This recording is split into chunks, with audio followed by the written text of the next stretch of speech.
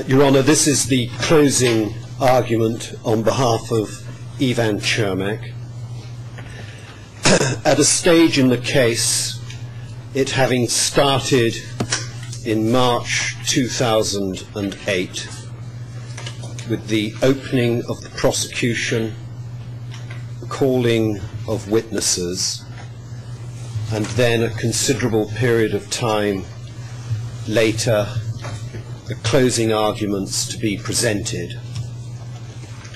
And we're able to look back through the corridor of that time and take an assessment of what was said the day Mr. Teager opened the case, what had been written in an indictment before the opening of the case, what had been written in a pre-trial brief by the prosecution,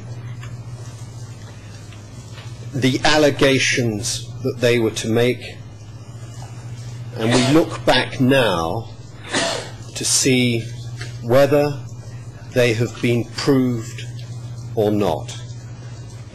What has changed? Whether there's been any substance to support those allegations. At the start of the trial, they were relying upon statements taken in the English language, Croatian witnesses not having statements in their own language, witnesses who had made statements subsequently came into court and were accountable in a trial for what they had said, and an examination of what they had said to investigators took place. And during that period of time there were some telling moments. I'm just going to identify 4 because they concern the Cermak case, and they were telling moments that show that the case that was to be presented was not the case that came about in fact. And they showed a prosecution that was on the run with its allegations. It had started with broad allegations of General Cermak being in command of umpteen divisions of the split military district. It had started with allegations of him being in command and control of everything that moved in and around Knin and Sector South. Is that where they have come to, that same position where Mr. Carrier addressed you yesterday? Did he have that convincing confidence about a man who proved his case? Looking at the final brief, when you read it, analyze the allegations that have been made, look at the footnotes, not ours, but look at the prosecution footnotes and see what is cited in support. Are those citations correct, reflect what has been written in the main document, or false? And I'll use that word because that's a word that came up in the prosecution final brief about evidence from the Cermak defence. It's not a word I would generally use in court, but it was one we took exception to in the final brief from the prosecutor, and we heard it again yesterday. But let no one doubt we will meet fire with fire. But those telling moments, let's just have a look at those. When General Lausitz was to give evidence before this court, the night before he met the prosecution investigator. He was furtively handed a brown envelope. I don't know whether it was furtive or not, but it sounded like it from his description. And in that envelope were documents. And one of those documents was the Exhibit D34, the Organisational Order of 1993 concerning garrisons. This was a document that had not been mentioned by Mr. Lausich in his considerable interviews as a suspect with the prosecutor, not been mentioned in his statement that had been prepared from those interviews by the prosecutor, and suddenly someone in the prosecution team must have thought, we've dropped a clanger here. We have made a big error in our assessment of what is relevant in the evidence in this case.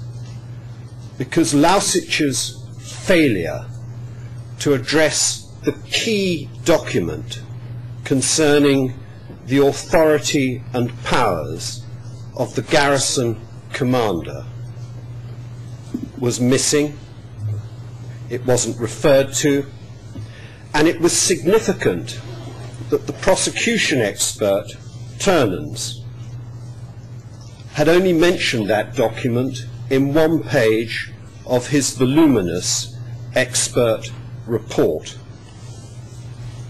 That was a telling moment of a prosecutor on the run trying somehow to get an advantage from an important witness in relation to an important exhibit. Another telling moment, the second I will refer to in relation to another key witness.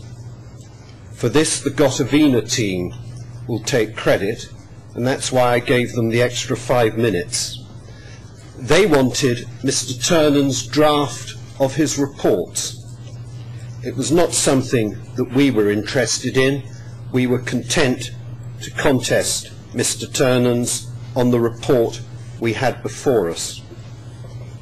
But that was instructive, because that draft report, 2 weeks before it was finalised, showed such substantial and substantive changes concerning the case involving Mr. Cermak that his whole position in this trial had to be rewritten by the prosecution expert to support the constructed indictment against Mr. Cermak. We spent a few days finding out about the drafts. We spent a few days analysing the drafts, but the product of it we are grateful for, because in our view it was a telling moment.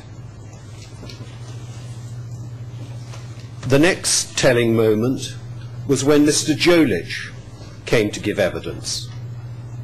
He'd been the commander of the Canine Company of the military police for 1 week in Canine. When you look at his statement, it's very curiously written, as we've set out in our final brief, to establish some kind of authority, or that he was expected to obey orders from General Cermak to try and make some kind of command connection. You look at the paragraph concerned, number 34, and you can see it's entirely unconvincing as the sort of document this court has to rely upon. But when he came to give evidence and had to be accountable for what he had said, he resiled from what he had said to the prosecution, and he presented an entirely different picture of the evidence. A telling moment. The same telling moment came about with the witness P86. Exactly the same issues and exactly the same matter arose. Outside the comfort of the statements that had been taken years before, and when made accountable in court, those witnesses did not provide evidence upon which the prosecution had tried to establish the foundation of their case against Mr. Cermak.